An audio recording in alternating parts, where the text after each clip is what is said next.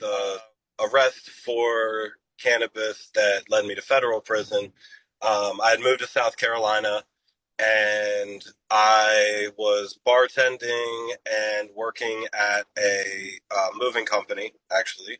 Um, and I had a child on the way, and my friend from Maryland moved out to California and opened up a dispensary out there. And he essentially asked me, like, if I sent you a pound of weed, do you think you could get rid of it? And because I worked at a restaurant and knew everybody, and everybody smoked weed, and I'd actually lived with a guy who sold weed too, so I knew tons of people in that world. So I was like, yeah, I feel like I could do that. So he sent me the weed. I sold it. Uh, that was like December of 2013, I believe. And then by the end of 2014, I had moved up to getting like 5 pounds at a time. And I was fronting some people, but mainly selling it myself. And then, um, but I was still working. Like I was still bartending. I was still working at a moving company. The only reason I had really started selling weed more was to have more free time with my uh, girlfriend at the time and my daughter. It was actually like it was really a decision we had made at the beginning. I was like, because she had expressed like she didn't want me working all the time because I was working like 60, 70 hours a week. And I was like, well, I mean, if my friend sends me weed in the mail and I sell that, I don't have to work as much. And, was selling weed. I think a lot of people don't realize that when you're selling like 1 to 5 pounds of weed these days, you're really not making like this like drug dealer money that people have in their minds. Like, you're really making probably like manager at a restaurant salary.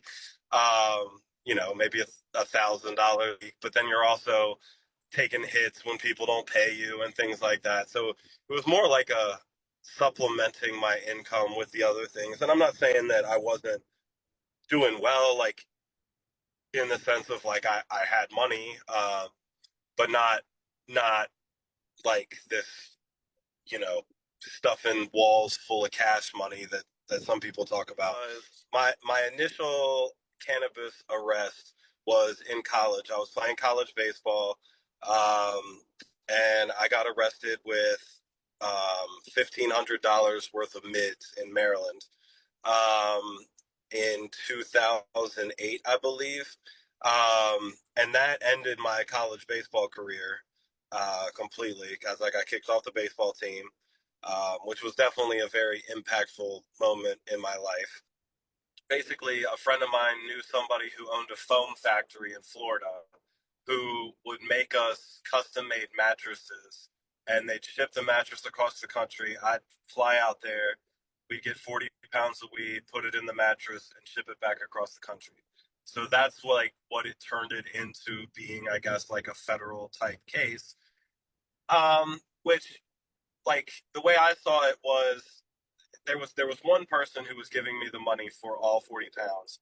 I would go out there, I'd buy the 40 pounds, and when they got back, I'd get $200 a pound. So that's $8,000 every 2 weeks. And I saw it more like a paycheck job where I'm working, um, like essentially, because I'd fly out there early Monday morning, and it really would be like hard work, 10, 12 hours a day work to acquire that much weed, package it properly, put it in the mattress, get it to the everything.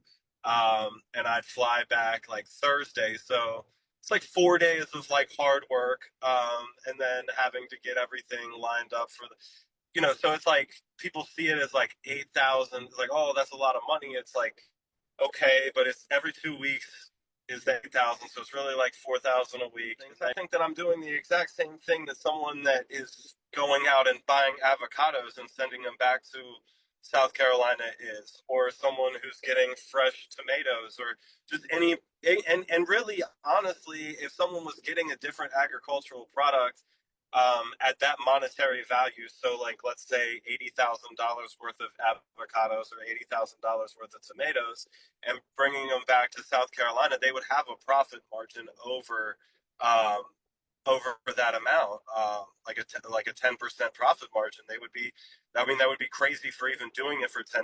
Somebody like they would expect at least probably 20, like probably like 50% on something like that, on moving it just a regular agricultural product.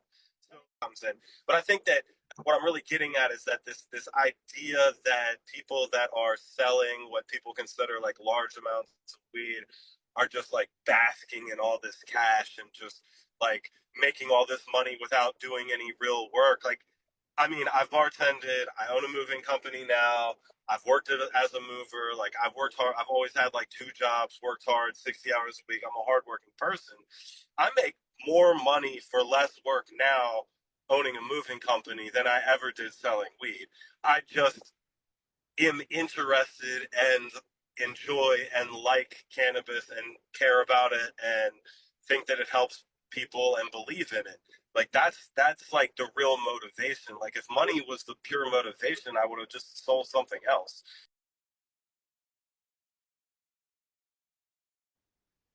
I mean, the first thing my mind goes to is definitely my daughter.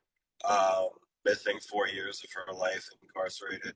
I mean, my daughter was asleep in my bed. So, the feds show up, they knock on the door. I open the door, the guns are drawn, like all that. And meanwhile, I have a sleeping child in my room. And that was the first time I'd ever seen a gun since the time I started selling weed. Like, am I saying that no one ever carried a gun to to a weed deal with me? Maybe, I don't know, but I never saw it because I never had a reason to get robbed. I never tried to rob anybody. I never screwed anybody over. So I never saw a gun. There was never a gun to my face other than by the government. And then for them to do that with my daughter there, and then for me to lose those 4 years with her, which has now made it harder to get custody back and the relationship back. Um, and it's just so easy for her mom, who was actively involved in the selling of the weed, to use my like conviction and going to prison against me when it comes to like custody and all of those things. Like they were wrong to ever make cannabis illegal in the first place, and they have to it's not just about, okay, well, we're legalizing and we're just moving on.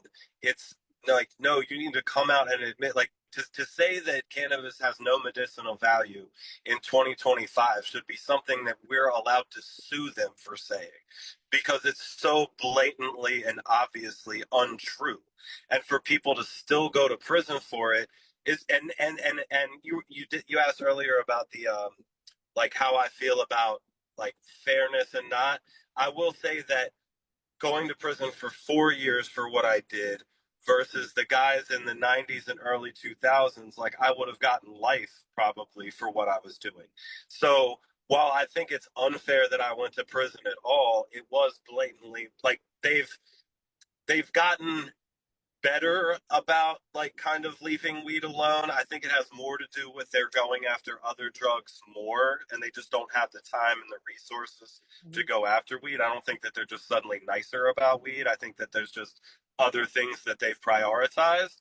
But that like going back in the past, like a lot of this new movement is basically like, okay, well, we'll legalize and we'll tax and we'll, change. And it's like, no, no, no, no, no. You guys have to admit that you were wrong in the past. You were wrong about this. You were wrong about it not being a medicine. You were wrong about all of these things.